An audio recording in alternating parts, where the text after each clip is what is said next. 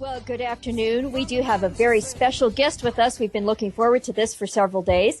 Congressman Dr. Michael C. Burgess is with us, I believe, from Washington, D.C. And we are thrilled, Congressman, that you've taken some time out of your busy schedule to be with us on the Dr. Carroll program. Thank you. Well, it's a thrill for me to be with you, Dr. Carroll and Big Al. Thanks for letting me be on. Well, thank you so much. I'll just kind of kick it off. I know we got limited time because you got to dash out to another meeting here at about 3:30 today, and we appreciate you so much for taking time today. Real quickly, I'll just add this to it, Dr. Carroll, and you can go from there. Today, the White House held a luncheon with, I believe, some bipartisan governors from around the country and addressed the situation of course, what we're faced with here in Texas and other states, and that is the Medicare issues and the price and the cost of what Medicare is going to be to the states. And he said, if you can come up with a better plan, have at it. I think that was his final word today, Dr. Burgess. Well, I got to tell you, I was down at the National Governors Association yesterday. Originally, I was supposed to be on a panel, but then someone objected because they said I was too wild. So I just sat in the audience and listened since I was already there anyway. The governors across the country, Republican or Democrat, are desperately concerned over what's happening with Medicaid in the Patient Protection Affordable Care Act that some of us lovingly refer to as Obamacare. This law, which was signed just about a year ago, really explodes the population of people that are covered under Medicaid. Now, Medicaid is a partnership between the states and the federal government. For most conventional Medicaid, which has some defined populations right now that are required to be covered, children, pregnant women, and adults in nursing homes, those populations are reimbursed partly by the federal government. About 57 cents out of every dollar is a federal expenditure, and the remainder of the other 43 cents is picked up by the states. It varies from state by state. There are some different considerations in different states. Nowhere is it ever less than 50-50. In the health care law that was passed, remember the Cornhusker kickback that Ben Nelson in Nebraska famously insisted upon before they could have his vote? Yes. Cornhusker kickback increased the federal match to new Medicaid enrollees to 90%. So these new populations will come in with a federal match of 90%. But the numbers are so large that 10% of an astronomically big number is still astronomically big if you're trying to balance a state budget right now and already in deficit. So it's these two groups. They are actually going to pick up more Medicaid, pregnant women, children, and nursing home residents who will be picked up when the Obamacare law fully kicks in because of the mandate. And those folks are still picked up at the old 57% rate. And then all the new people, childless adults, adult males, who are picked up under Medicaid under 138% of the federal poverty limit, they're all picked up at the 90% federal rate, 10% state rate, but there are a lot of them. So 16 million people will come under the Medicaid rolls under the Obamacare law, and that's what's got the state scared to death. If you're just joining us, we're talking with Congressman Dr. Burgess from the 26th Texas District. Dr. Burgess, that sounds like an awful lot more money that the states are going to eventually have to put into Medicaid. That sounds like a very concerning thing for Texas. It is, and the state, Lieutenant Governor Dewhurst did contact Health and Human Services after the bill passed and said over 10 years, our HHS director in the state tells us this is an extra $22 billion that we have to come up with, and right now we're struggling to meet what you've already given us. Thank you very much. And for a brief period of time, Texas looked at, say, well, do we even want to continue this partnership? If they're changing the contract this much, should we look at doing something else? The problem is the amount of help that comes for the long-term disabled, the long-term care that are covered under Medicaid, and that is a large number. Those are dollars that Texas can hardly do without. And one of the things that Judge Vinson talked about in his Florida opinion, that it is difficult for the states to, having started down the road with Medicaid, it's now difficult for them to extricate themselves, and yet the bargain has changed dramatically. That's, again, I heard that around the table with the governors. You've got to ask yourself, okay, you're a new president coming to town 2 years ago. You're going to fundamentally change the way health care is delivered in this country, and you come up with Medicaid? I mean, seriously, Is that the best you can do? It takes 1,300 waivers for Medicaid to even work right now. and we're adding all these huge new populations into Medicaid. It's no wonder that people are looking at this and say, why did you even bother? This is a tremendous problem for us on the state level on the financing side. And then look at what states have to do. They're stuck. They have to cover certain populations. They're only getting so much money to do so. And they go into the only low-pressure part of the circuit, which is provider reimbursements. And what is one of the main complaints for people covered under Medicaid? I can't find a doctor who takes this stuff. Mm-hmm. And that is going to get a great deal worse. Mm-hmm. Now, Dr. Burgess, you and I both have a history as OBGYN physicians. Right. We know how important prenatal care is for pregnant women. And I'm sure both you and I have seen cases where pregnant women have a very difficult time finding a doctor to see them on Medicaid. This sounds like it may even get worse. It certainly has the risk of doing that, and certainly for those pediatric populations that are already stretched. And of course, you and I both know from our OB practices, we would pick up patients who are covered under Medicaid, and if they had an additional medical complication, to try to get someone to see them was all but impossible. So other practices that aren't geared to dealing with the Medicaid system, like a general surgery practice, internal medicine practice, they're going to find it significantly difficult to deal with this new population of patients that's going to show up, about a year and a half from now, and people need to be ready. The other part of the law that is so dangerous is the amount of money that is going to be required for subsidies for people that earn up to $85,000 a year are going to receive subsidies to buy insurance in the state exchanges. That is an enormous amount of money, and it was calculated by the Congressional Budget Office to be $500 billion over 10 years. But if they've missed that by only a few percentage points, it's like a moonshot. If you're just a couple of degrees off, guess what? You miss it by a million miles. This is the same type of problem that we face with the subsidies in the exchange. We're talking about the federal budget here now. We're near a government shutdown over what we've got now. People are talking about you're going to have to reform Medicare, Medicaid, Social Security, but they've got this huge new entitlement that's coming on 2014, and if we don't include that in our discussions, guess what? We've missed it by a million miles or $1 million, what do you want to say, $1 trillion, that will be covered under these exchanges. So, Dr. Burgess, you're saying that not only will the individual mandate create a new federal mandate that people spend money in a certain way, if they're under a certain dollar amount income level, then the rest of our taxes will subsidize them, and the federal deficit will only increase because of those extra dollars that have to be spent?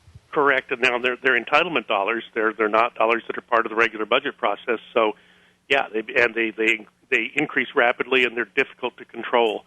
And that is, of course, a hazard that's out there waiting for us in the not-too-distant future. Here's the bottom line.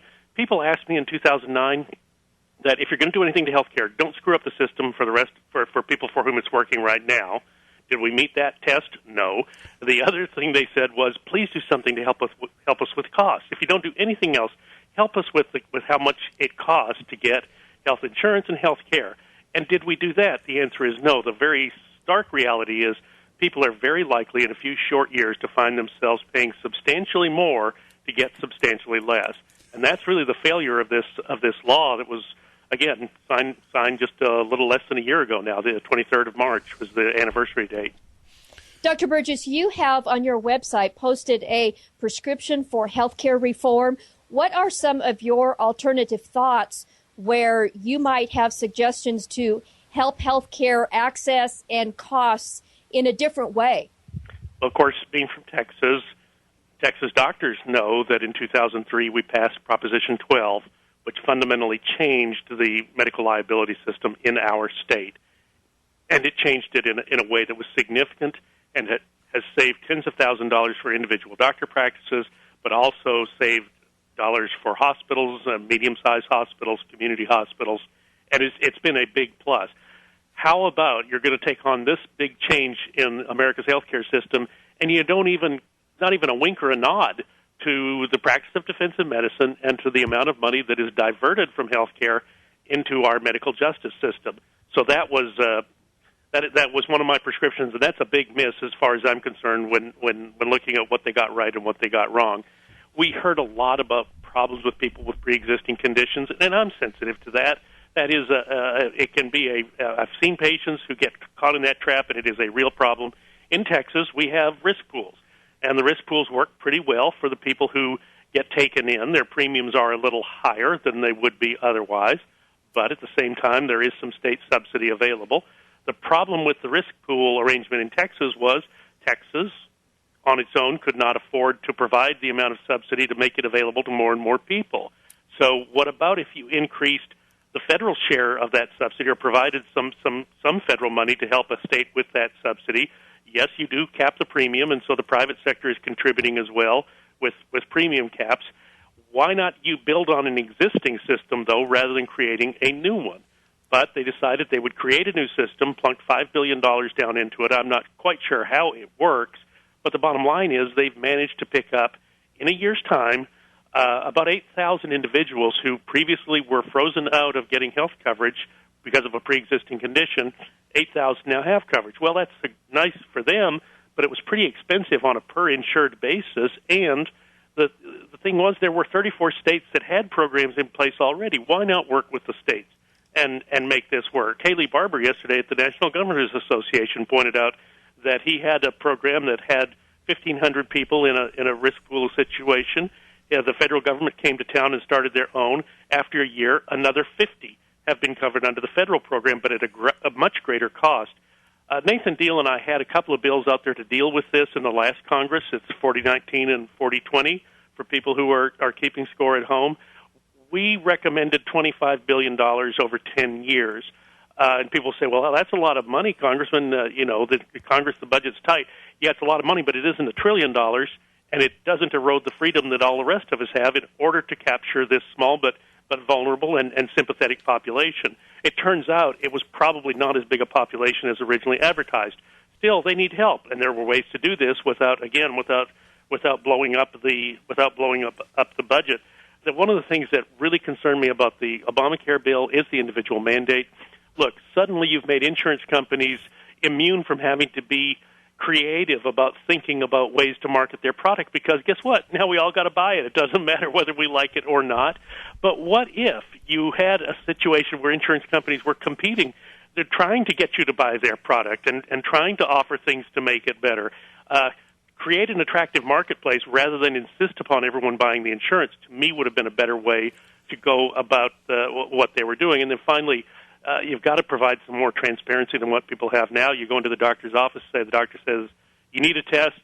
Most people that I would encounter, the next question was, does insurance cover it? If the answer was yes, they were absolutely incurious about anything else. But if you do ask, well, what does it cost? The answer you get back is not very satisfying.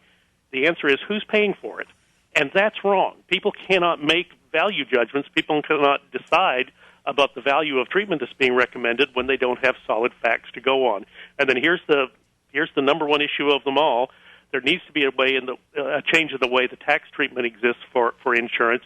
And something magic happens when people spend their own money. To allow people to keep their money in a tax-deferred account, a health savings account, if you will, with a high-deductible policy, that, to me, is a much saner way to go. It doesn't work for everyone. I understand that there are some people who really do need a different type of safety net program, but for most of us who are living and working and can manage to create some savings over time, particularly if the tax structure favors it, when we spend our own money for health care, we become a lot more discriminating. And you know what they found in Indiana? Healthy Indiana, Governor Mitch Daniels proposed this. In Indiana, even Medicaid patients became very protective of money in their health savings account, even though it came from a source other than themselves. That is, the state provided them those funds, and then they were to manage them inside their health savings account. I can't stress to you strongly enough, when people are spending their own money, they become pretty careful about how those health care dollars are spent, just as they do in every other facet of their lives. Dr. Burgess, health savings accounts, is that something you are trying to help Congress make easier for those of us out in the real world? I know there's been some controversy over that. I happen to agree with you. That would be a wonderful benefit for many of us. I hope Congress moves in that direction. Well, you look at just how normal healthcare expenditures occur in a person's life. You have some that are so modest that you can finance them out of cash flow with no interruption in your daily activities. Aspirin, Band-Aids, that type of investment. There are some things that cost more, and I think in terms of braces for the kids' teeth or having a baby or having an arthroscopy that cost in the $3,000 to $5,000 range. These things could be saved for if there were an incentive to do so. And then finally, there's the, oh my gosh, should never happen events, and that's what you need the catastrophic coverage for, with the high deductible, be it $3,000 or $5,000. So the person Dr. who gets Burgess, leukemia thank you has so coverage. much. We are up against a break here. I so appreciate you being with us on the Dr. Sure. Carroll Show, and I hope we can perhaps have you on again. I'll be happy to do it and spend some more time and take some phone calls. Thank you so bet. much. Thank you. Back All in a right, moment. thank you.